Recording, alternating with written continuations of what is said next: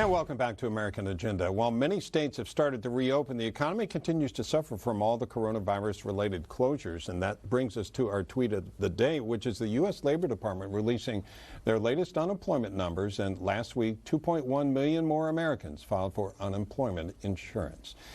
It is fewer people than at the start of the pandemic, but it brings the total number of unemployment claims over the past 10 weeks to more than 40 million. So when will people start to get hired again? And will they be able to return to their same jobs? To weigh in, let's bring in our A-plus panel for the day.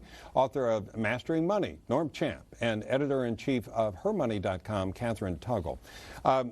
Katherine, a funny thing happened on the way to unemployment, though. They got a little extra boost from the government, another $600 per week, I think it was. And so now one of the arguments going around is for some of these people, they may be making more money not working, at least right now while they're getting that, than they would if they go back to work. Are you seeing any of that in the economy?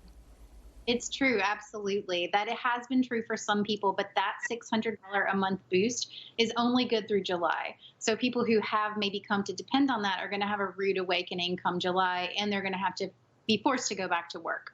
So, Norm, of those that are unemployed right now, how many of them do you think will be able to get a job as the economy improves?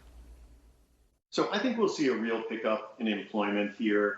It's early days, but there's some really good signs, right? We are seeing businesses reopen.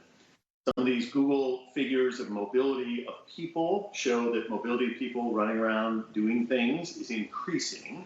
And so as we start to come out of it and we get businesses picking up, we should be able to see some of the businesses hiring back. Now, it's going to be uneven. The big thing here is all the reopening measures are based on distancing and safety. If we're in a big city, it's going to be slower because distancing is much harder. If you're in other parts of the country where it's more spread out, those areas are coming back faster. So how important is this to our economy, Katherine? It's a great question. I mean, the economy has always been one of the biggest, if not the biggest driver in how people vote. And when people talk about the economy, they're not talking about the GDP, right? They're talking about jobs. Do I have a job? Do I have food on the table? And I think that come November, the question will be, do I blame Trump if I don't have a job? Or do I credit him with having done all that he could possibly do? So, Norm, what are your predictions for the economy and the impact of jobs in the election in November? So I think Katherine's totally right. You know, it's the oldest question. Are you doing better? How are you doing? You know, can you put food on the table? It's going to be an issue in the election, no question.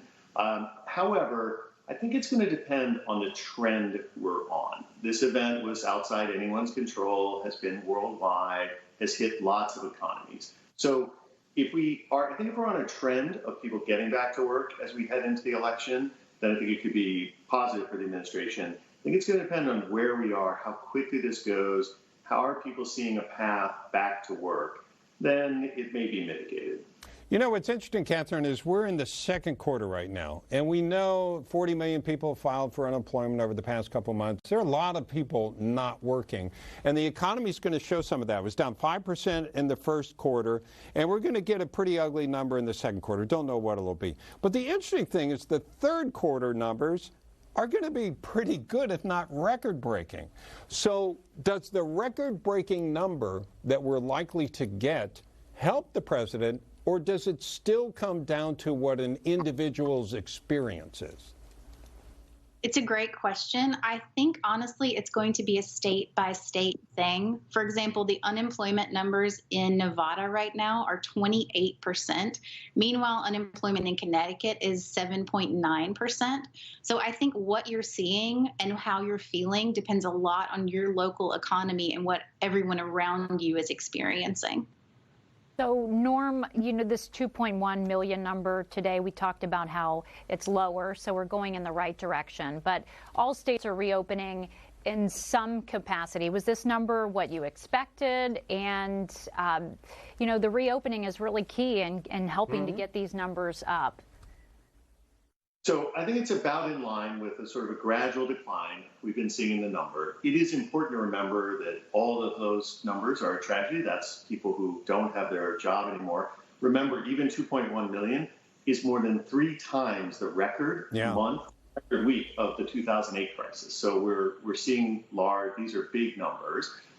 It is also, I think this unevenness is what's going to be very interesting as we move forward. Look at about a third of Americans can work from home. So those folks, may not be feeling much pain. 2/3 of Americans cannot. They're feeling a lot of pain. So we need to get this number down further, but more importantly, we've got to start getting employment back up. I think it's going to happen. I think you can feel there's an impetus by people to get out there and reopen businesses, and I think those businesses will hire. So I think we're going to feel that, but we need that in order for people to feel better about their situation. We see all these nightmare scenarios, Catherine, in the news as all these people file for unemployment. They're going to be unemployed for a very long time. And granted, we may not be able to snap our fingers and go back, but what will you look for to see that we're really kind of back to normal? Honestly, I just think reopening the economy, getting people back into stores, back into restaurants. I think that the people who may have said that we were prioritizing capitalism over lives when we were trying to reopen, I feel like I'm hearing more people now understanding more what the economy really is. Yeah, you gotta work. It's not just a hedge fund manager's second yacht, right? It's food on the table. It's, can I send my child to school? It's, can I buy a new car that will allow me to get a new job to elevate my family's station in life? And more people are starting to realize that as we open up, and I'm encouraged. Now, you mentioned, Norm, 1/3 of Americans can work from home, and I have heard from several people, for some people who have gotten maybe a little comfortable working from home, that there's kind of this feeling of like, oh, really? I have to go back? So what do you think that we're learning through this? It's been really interesting how there are significant segments of the economy where people can work from home, finance, other areas. It's all happening online and from home. I actually don't think we're going to see those people going back to the offices, the office towers anytime soon, because how do you navigate up the elevators with crowds, all these things? I think a lot of that segment of the economy is going to stay home and continue to work from home. We may see a fundamental shift here. However, for the 2/3 of Americans who need to get out and go to work, they are clearly starting to get out of the house. There's a big desire to do so for the reasons that this is important to keep your skills up, to be able to feed your family, to advance your goals, save for education, retirement. So there's a real desire for people to get back to work. And I'm glad the economy is starting to reopen so they can. Yes, and I think we can all agree job equals good thing. We need to get back to work. That's the truth.